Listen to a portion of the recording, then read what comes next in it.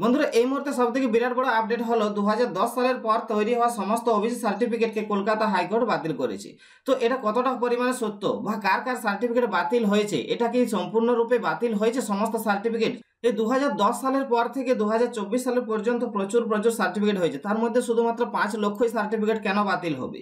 তো এক্ষেত্রে 2023 সালে কিন্তু আমারও সার্টিফিকেট হয়েছে ওবিসি সার্টিফিকেট, তো সেক্ষেত্রে আমার সার্টিফিকেটটাও কি বাতিল? আসলে না।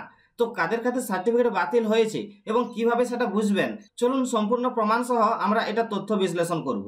তো বন্ধুরা আমরা এখানে একটা আর্টিকেল ওপেন করেছি এবং আপনারা এখানে দেখতে পাচ্ছেন যে ওবিসি সার্টিফিকেট অর্থাৎ ওবিসি কাস্টকে বাতিল করার কথা বলা হয়েছে।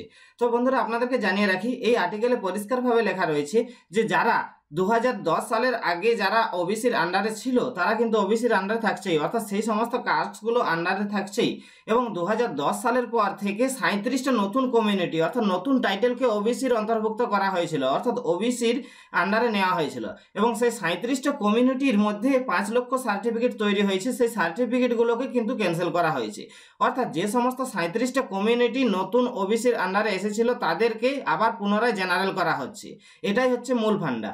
আসলে কিন্তু যারা আগের থেকে ওবিসি যেমন কামার কুমোর যারা যে সমস্ত টাইটেলগুলো ওবিসির আন্ডারে ছিল তারা কিন্তু ওবিসি থাকছেই, এবং তাদের 2023 হোক আর 2024 সার্টিফিকেট হোক না কেন তাদের কিন্তু সার্টিফিকেট ভ্যালিডই থাকবে, অর্থাৎ তাদের সার্টিফিকেট কোনোভাবেই ক্যান্সেল হবে না। এই আর্টিকেলগুলোর লিঙ্ক আমি ভিডিও ডেসক্রিপশন বক্সে দিয়ে রাখবো, সেখান থেকে চাইলে আপনারা পড়ে এটার বিস্তারিত তথ্য আপনারা জানতে পারবেন।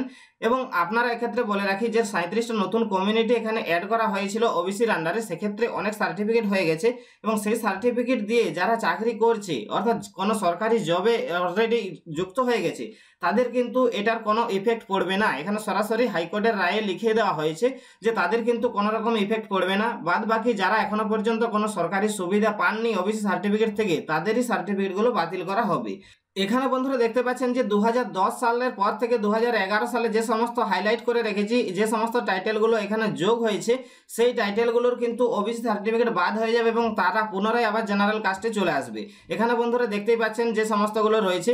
এইভাবে মোট 37টা কমিউনিটিকে আনা হয়েছিল নতুন ওবিসির আন্ডারে এবং সেইগুলোকে সম্পূর্ণরূপে বাদ করে দেওয়া হলো। তো সেক্ষেত্রে বন্ধুরা আমরা কর্মকার, সুতরাং আমাদের দেখতে পাচ্ছেন 1994 সালে আমাদের টাইটেলকে ওবিসির অন্তর্ভুক্ত করা হয়েছিল, সুতরাং আমাদেরগুলো ভ্যালিড রয়েছে।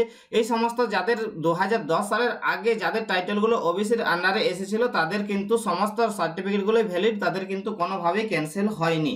এছাড়াও আপনার সার্টিফিকেটটি ভ্যালিড কিনা সেটা চেক করতে চাইলে আপনি ওবিসির অফিসিয়াল ওয়েবসাইটে গিয়ে সেখানে আপনার সার্টিফিকেট নাম্বার দিয়ে আপনি সার্টিফিকেটটা চেক করতে পারবেন। তো ভিডিও ভালো লাগলে অবশ্যই ভিডিওতে একটা লাইক করবেন, চ্যানেল নতুন হয়ে থাকলে চ্যানেলটি সাবস্ক্রাইব করে দিয়ে পাশের বেল আইকনটা বাজাতে ভুলবেন না। দেখা হচ্ছে নেক্সট ভিডিওতে, ততক্ষণের জন্য টাটা, বাই বাই।